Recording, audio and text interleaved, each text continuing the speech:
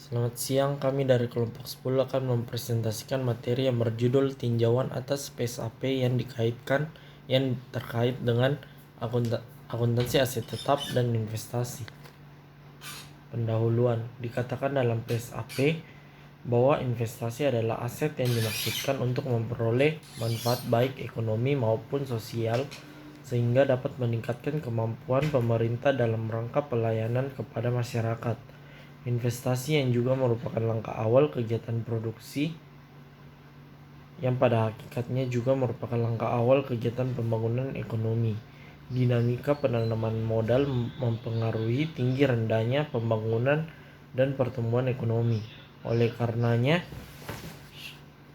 dalam upaya menumbuhkan perekonomian, setiap negara senantiasa berusaha menciptakan iklim yang dapat menggairahkan investasi. Berdasarkan Undang-Undang Nomor 17 Tahun 2003 tentang Keuangan Negara Pasal 30, BPK bertugas memeriksa LKPP yang paling tidak terdiri atas neraca, laporan realisasi anggaran, laporan arus kas, dan catatan atas laporan keuangan. Berdasarkan SAP berbasis akrual, laporan keuangan tersebut ditambah dengan laporan perubahan saldo anggaran lebih, laporan operasional, dan laporan perubahan ekuitas. Akuntansi aset tetap. Aset tetap dalam perusahaan merupakan aset yang menjadi hak milik organisasi atau perusahaan yang dipergunakan secara terus-menerus dalam kegiatan menghasilkan barang dan jasa organisasi perusahaan. Aset tetap menurut SAP adalah aset berwujud yang mempunyai masa manfaat lebih dari 12 bulan untuk digunakan dalam kegiatan pemerintah atau dimanfaatkan oleh masyarakat umum. Sesuai dengan klasifikasi aset tetap, suatu aset dapat diakui sebagai aset tetap apabila berwujud dan memenuhi kriteria. Yang pertama, mempunyai masa manfaat lebih dari 12 bulan. Yang kedua, biaya perolehan aset dapat diukur secara andal. Yang ketiga, tidak dimaksudkan untuk dijual dalam operasi normal entitas. Dan yang terakhir, diperoleh dengan maksud untuk digunakan. Aset tetap Pemerintah mengakui suatu aset tetap apabila aset tersebut telah diterima atau diserahkan hak kepemilikannya dan pada saat penguasaannya berpindah. Oleh karena itu, apabila belum ada bukti bahwa suatu aset dimiliki atau dikuasai oleh suatu entitas, maka aset tetap tersebut belum dapat dicantumkan di neraca. Prinsip pengakuan aset tetap pada saat aset tetap ini dimiliki atau dikuasai berlaku untuk semua jenis aset tetap baik yang diperoleh secara individual maupun gabungan, atau yang diperoleh melalui pembelian, pembangunan, atau swaklola, pertukaran, rampasan, atau dari hibah. Menurut Kieso dan Wegen, pada hakikatnya terdapat 3 masalah yang mungkin terjadi dalam akuntansi aset tetap. Yang pertama perolehan, yang kedua pemakaian, dan yang terakhir penarikan. Biaya perolehan dan nilai wajar. Menurut SAP, aset tetap yang diperoleh atau dibangun secara swakelola dinilai dengan biaya perolehan. Secara umum, yang dimaksud dengan biaya perolehan adalah jumlah biaya yang dikeluarkan untuk memperoleh aset tetap sampai dengan aset tetap tersebut dalam kondisi dan tempat yang siap untuk digunakan. Aset tetap yang tidak diketahui harga perolehannya disajikan dalam nilai wajar. Nilai wajar adalah nilai tukar aset dengan kondisi yang sejenis di pasar pada saat penilaian. Aset tetap yang berasal dari hibah yang tidak diketahui harga perolehannya, pemerintah dapat menggunakan nilai wajar pada saat perolehan. Komponen biaya yang dapat dimasukkan sebagai biaya perolehan suatu aset terdiri atas yang pertama harga beli, yang kedua biaya impor, yang ketiga biaya persiapan tempat, yang keempat biaya pengiriman awal, yang kelima biaya pemasangan, biaya profesional, dan yang terakhir biaya konstruksi. Sedangkan yang tidak termasuk komponen biaya aset tetap adalah sebagai berikut. Yang pertama, biaya administrasi dan umum. lainnya sepanjang biaya tersebut tidak dapat didistribusikan secara langsung pada biaya perolehan aset atau membawa aset ke kondisi kerjanya.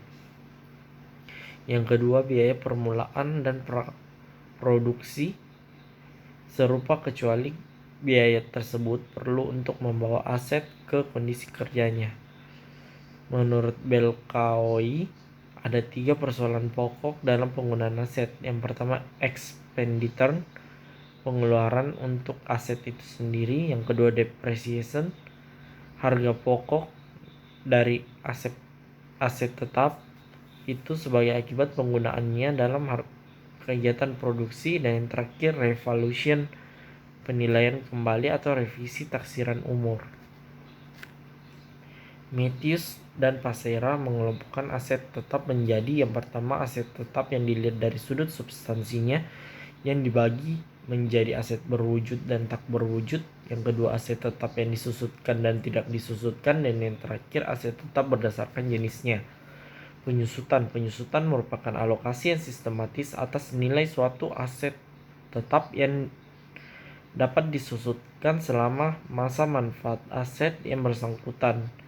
Nilai penyusutan untuk masing-masing periode diakui sebagai pengurang nilai tercatat aset tetap dalam neraca dan bahan penyusutan dalam laporan operasional.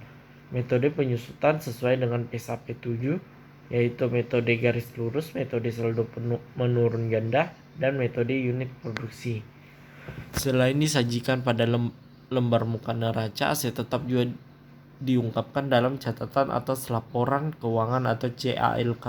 Dalam CALK harus diungkapkan untuk masing-masing jenis aset tetap sebagai berikut. Yang pertama, dasar penilaian yang digunakan untuk menentukan nilai tercatat. Yang kedua, rekonsiliasi jumlah tercatat pada awal dan akhir periode yang menunjukkan penambahan, pelepasan, akumulasi penyusutan, dan perubahan nilai jika ada, dan mutasi aset tetap lainnya. Informasi penyusutan meliputi nilai penyusutan, metode penyusutan yang digunakan, manfaat, serta nilai tercatat bruto dan akumulasi penyusutan pada awal dan akhir periode. Selain itu, dalam CALK juga harus diungkapkan yang pertama, eksistensi dan batasan hak milik atas aset tetap. Yang kedua, kebijakan akuntansi untuk kapitalisasi yang berkaitan dengan aset tetap. Yang ketiga, jumlah pengeluaran pada pos aset tetap dalam konstruksi. Dan yang terakhir, jumlah komitmen untuk akuisisi aset tetap. Tinjauan akuntansi aset tetap. SAP berbasis kas menuju akrual, khususnya PSAP nomor 7 membuat akuntansi aset tetap secara umum. PSAP nomor 7 ini belum secara terperinci mengatur masalah-masalah yang sering terjadi di masyarakat umumnya, baik perolehan, penggunaan, maupun penghapusan atau pelepasan aset tetap. Sama halnya dengan yang ada dalam SAP berbasis akrual, perubahan yang signifikan hanya terjadi pada perolehan suatu aset tetap yang memenuhi kriteria perolehan aset donasi, maka perolehan tersebut diakui sebagai pendapatan operasional. Akuntansi investasi. PSAP nomor 6 mendefinisikan investasi sebagai aset yang dimaksudkan untuk memperoleh manfaat ekonomi seperti bunga, dividen, royalti, atau manfaat sosial sehingga dapat meningkatkan kemampuan pemerintah dalam rangka pelayanan kepada masyarakat. Maksud dari manfaat sosial adalah manfaat yang tidak dapat diukur secara langsung dengan satuan uang, namun berpengaruh pada peningkatan pelayanan pemerintah kepada masyarakat luas maupun golongan masyarakat tertentu.